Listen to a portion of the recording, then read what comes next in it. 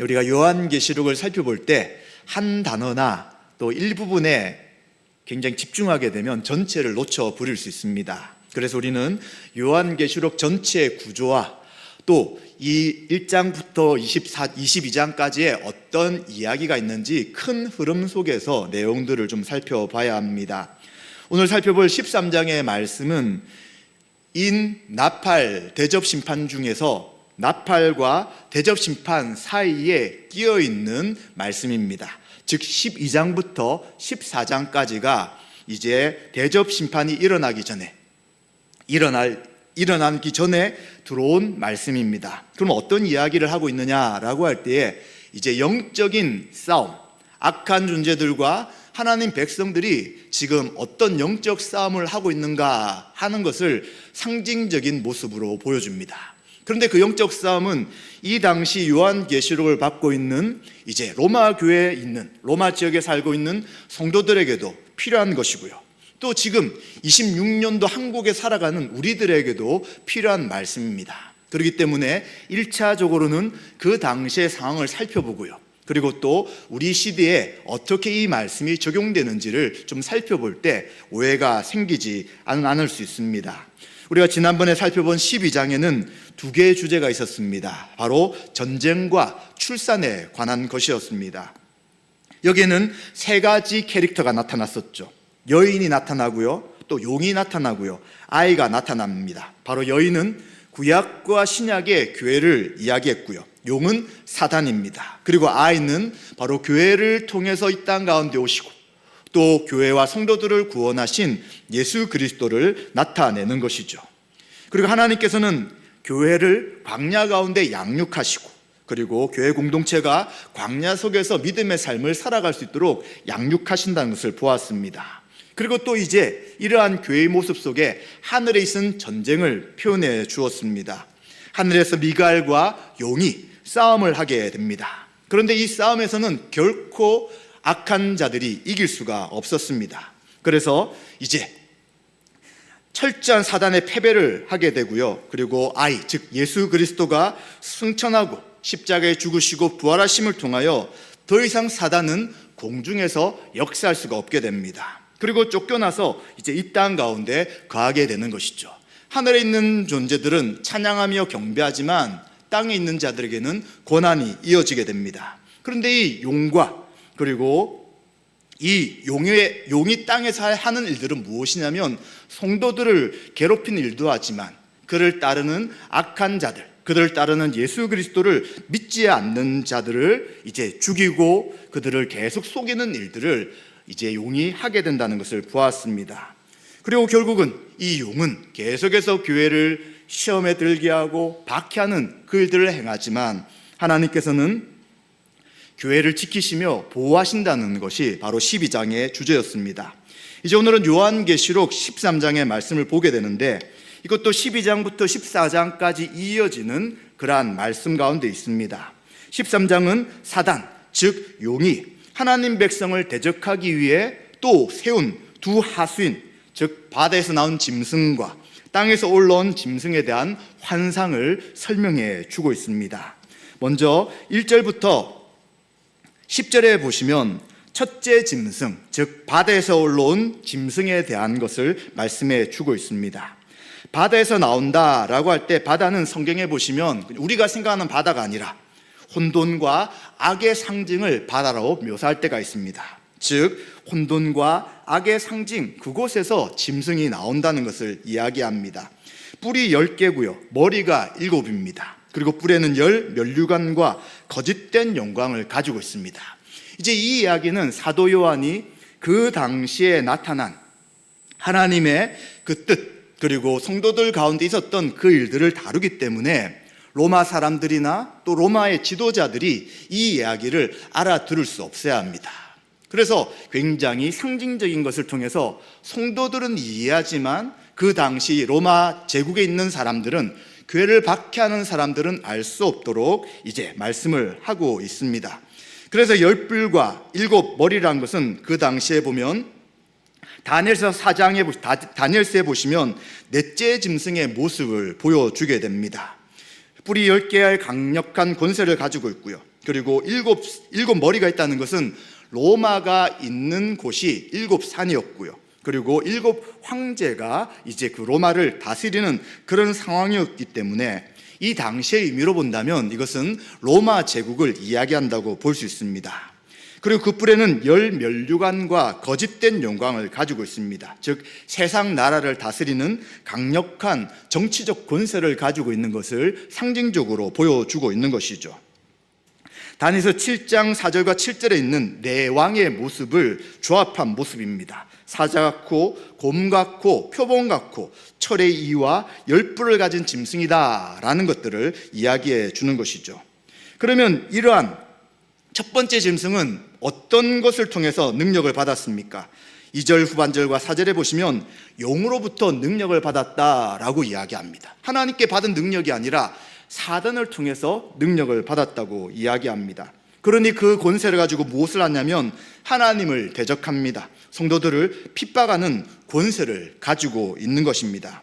그런데 이 또 짐승에게 어떤 능력이 나타납니다. 머리 하나가 상하여서 죽게 된 것 같았는데 그 죽게 된 상처가 낫게 됩니다. 그랬더니 온 땅이 기이하게 여기면서 그를 따르게 되었다라고 이야기를 하고 있습니다.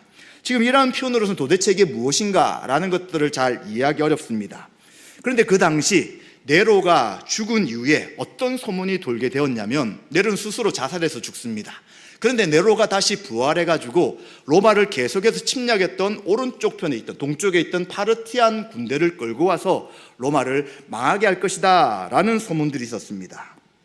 그래서 이러한 그 강한 로마 제국이 이제 상처를 받고 넘어지고 사라질 것 같이 보이지만 그러나 내일 우리의 로마는 계속해서 이어가는 것을 보게 되는 것이죠. 그래서 용의 권세를 받은 정치적 권세는 없어질 것 보이지만 또 힘을 내고 계속해서 그들의 권세를 가지고 교회와 성도들을 박해하는 것을 보여주게 됩니다.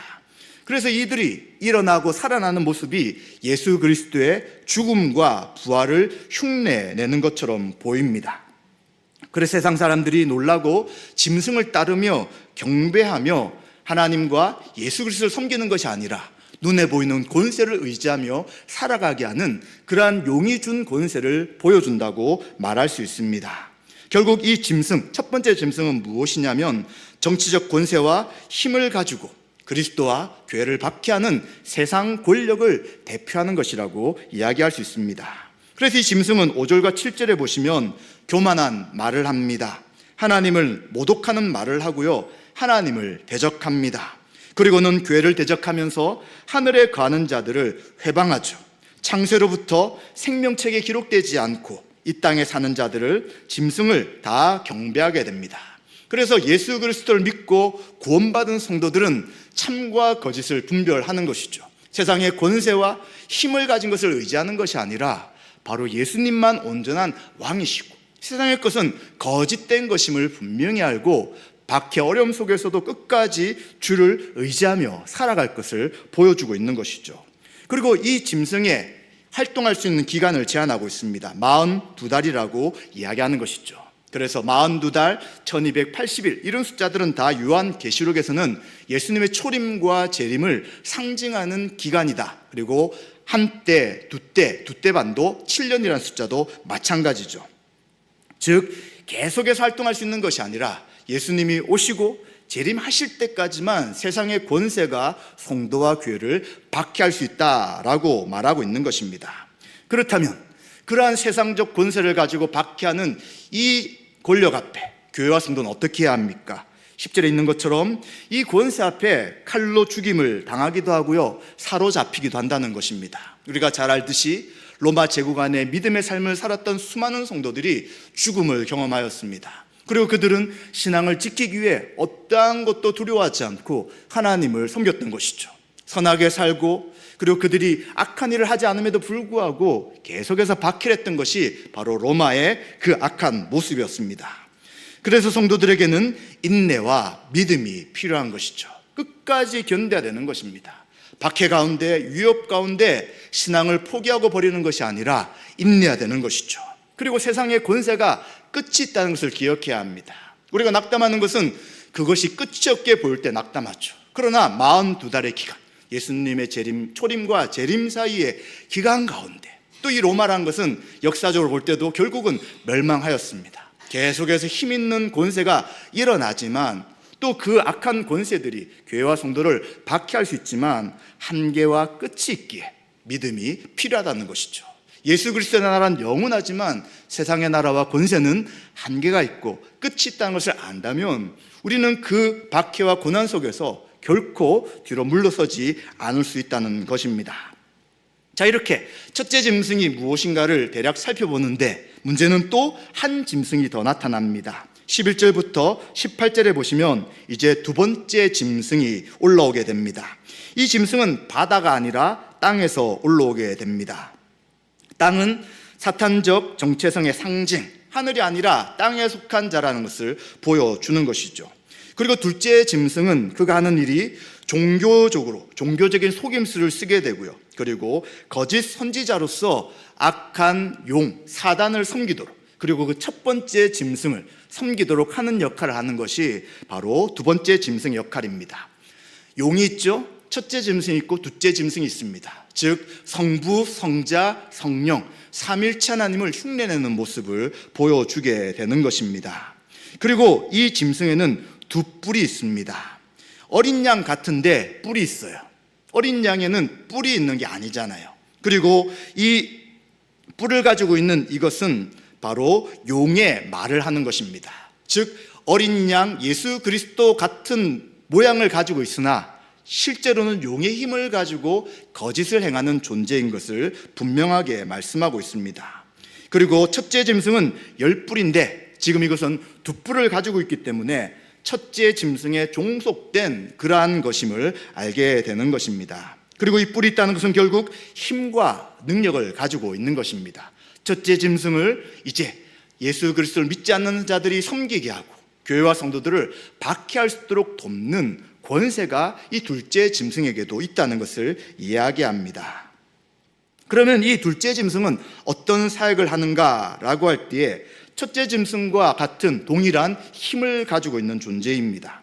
그리고 땅에 거하는 자들로 처음 짐승에게 경배하도록 하는 역할을 바로 둘째 짐승이 한다라고 이야기합니다. 그리고 16절과 18절에 보시면 짐승의 표를 받지 아니하면 매매를 하지 못하게 한다라고 이야기를 합니다. 그리고 이제 그것을 의지하는 자들은 작은 자나 큰 자나 부자나 가난한 자나 자유인이나 종들에게 오른손이나 이마에 표를 받게 한다라고 말합니다.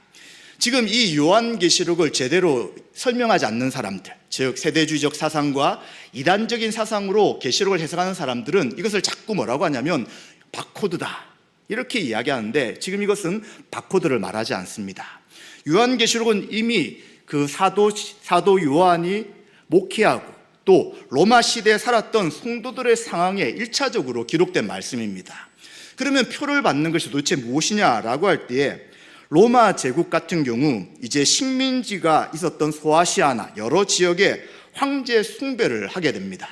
그런데 그들이 상업을 할 때 어떻게 하냐면 이방신을 섬기고 황제를 섬기며 이제 그들이 조합을 만드는 것이죠. 이 조합 안에는 각자 섬기는 신이 있습니다. 그리고 황제를 의지하는 것이죠. 그래서 황제를 섬기고 숭배하는 사람들만 그 조합에 속해서 상업적 활동을 할 수 있는 것이죠. 근데 만약 나는 황제를 섬길 수 없습니다, 나는 예수님만 섬깁니다 라고 하면 그곳에서 상업적인 활동을 할 수 없는 것이죠. 만약 그 일을 하지 않으면 어떻게 되겠습니까? 혹시 사업을 할지라도 이제 그 사람은 제외가 되는 거예요. 그리고 어떤 물건을 팔더라도 이 사람들은 황제를 섬기지 않는 사람이다 라고 하면서 사업과 상업을 할 수 없게 만드는 것이죠. 그래서 그 시스템 안에서 표를 받듯이 그 일들을 하고 황제와 그들이 섬기는 이방신들을 섬기는 자들만이 이제 활동하며 살아갈 수 있는 그러한 일들이 로마 제국 안에 있었던 것입니다. 바로 그것을 이야기하는 것이죠. 경제적인 활동을 황제나 이방신을 섬기하면서 할 수 있는 종교적인 그리고 경제적인 활동들에 대한 것을 지금 표라고 이야기하는 것이죠. 그래서 이 당시 상황을 가지고 이해를 해야 되지, 그것을 자꾸 이 시대와 연결시켜서 666표다, 바코드다, 몸에 찍으면 안 된다, 이런 이야기로 오해하게 만드는 것은 요한계시록을 오해하게 되고요, 전체적인 큰 상황 속에서 계시록을 제대로 이해하지 못하게 만드는 것입니다. 아마 한국교회는 이러한 이야기를 너무 많이 들었을 것이고, 일반적으로 바른 교회에서 신앙생활하는 사람들도 이런 생각에 사로잡혀 있습니다. 이유가 뭐냐면, 한국교회 처음 오신 선교사님들이 D.L. 무디라는 분의 영향을 받아서 이제 뜨거운 열정을 가지고 청년 때 한국에 많이 들어오게 됩니다. 그런데 이 D.L. 무디라는 분이 열심으로 전도했지만 그가 가지고 있는 종말론은 세대주의 종말론이었어요. 세대주의는 우리가 이해하는 종말론과 다른 종말론입니다. 세대를 7세대로 나누어서 하나님께서 각 세대마다 따로 구원의 일들을 계획하신다고 이야기합니다. 그런데 우리가 받아들이는 종말론은 각 시대가 따로 있는 것이 아니라 오직 처음부터 끝까지 예수 그리스도를 믿는 믿음으로 구원 얻는다고 이야기하는 것이고요. 그리고 이 종말이라는 것도 이제 어떤 것들을 끼워 맞춰 휴거나 예수님의 재림이 공중재림과 땅의 재림, 이중재림을 말하거나 모든 것을 문자적으로 해석하는 방식이 아니죠. 그런데 그러한 종말론을 가지고 있던 선교사, 역사적으로 보게 되면 지금 이제 많은 연구가 되었는데 한두 분 빼고는 대부분의 선교사님들이 종말론은 세대주의적 종말론을 가르친 것이죠. 그리고 또 우리나라의 상황이 일본의 지배를 받는 상황이었습니다. 이 세대주의 종말론은 이 땅은 불타 없어진다는 생각을 해요. 그래서 우리는 새로운 곳으로 가야 되기 때문에 이 땅의 삶이 아니라 천상의 삶을 소망하다 보니까 지금 일본의 지배를 받고 있고 신앙생활을 할 수 없고 박해와 죽음 가운데 있는 한국의 성도들에게는 이 세대주의 종말론이 굉장히 와닿게 된 것이죠. 그러다 보니까 선교사님들이 이제 한국의 목회자들을 가르치고 그 목회자들 성도들을 가르치다 보니까 한국의 전반적인 장로교, 감리교, 성결교 모든 교단들이 이 세대주의 종말론을 가르치게 된 것이죠. 그런데 이 세대주의 종말론이 이제 사이비 종말론과 연결되면서 우리가 잘 아는 92년도 다미성교회 같은 언제 예수님이 재림하신다 라는 것과 결합되면서 아직도 여전히 그것이 옳다라고 이야기합니다. 그래서 세대주의 종말론을 가진 사람은 성경에 있는 이야기를 지금 일어나는 사건과 계속 접목시켜 버립니다. 그래서 제가 있을 때는 이라크하고 있었던 이 전쟁을 이제 마지막 아마게돈 전쟁이라고 했어요. 근데 끝이 아니었어요. 또 어떤 우크라이나하고 러시아가 전쟁하면 또 아마게돈 전쟁이다, 이런 식으로 계속 역사적 사건에 끼워 맞추려고 하지만 절대 맞지 않습니다. 그래서 이러한 잘못된 종말론에 빠지게 되면 어떤 생각이 드냐면 두려운 것이죠. 저도 고등학생 때와 대학생 때 휴거 이야기를 막 들었습니다. 예수님 공중 재림하시는데 휴거 안 당한 사람은 7년 동안 이 땅에서 짐승의 지배를 받으며 666표를 받아야 되고 안 받으면 수많은 고난과 박해를 당한다라는 이야기를 들으니까 너무 두려운 거예요. 그렇죠. 어느 누가 우리의 신앙을 자신하면서 나 휴거 받을 것이야 누가 생각합니까? 그래서 두려움 속에 제가 이제 군대 가야 되는데 예수님이 92년 10월 달에 오시면 어떻게 되지? 나 이 땅에서 고난받는 거 아닌가? 그런 두려움을 주는 것이죠. 우리가 계시록을 지금 계속 살펴보지만 이 성경에 나타난 계시록은 소망의 복음이에요. 고난받는 성도들에게 예수 그리스도가 왕이시고 이 세상은 하나님의 심판 가운데 멸망당할 것이지만 성도들은 최종적 구원을 받으며 인내하며 믿음의 삶을 살아간다는 것을 이야기합니다.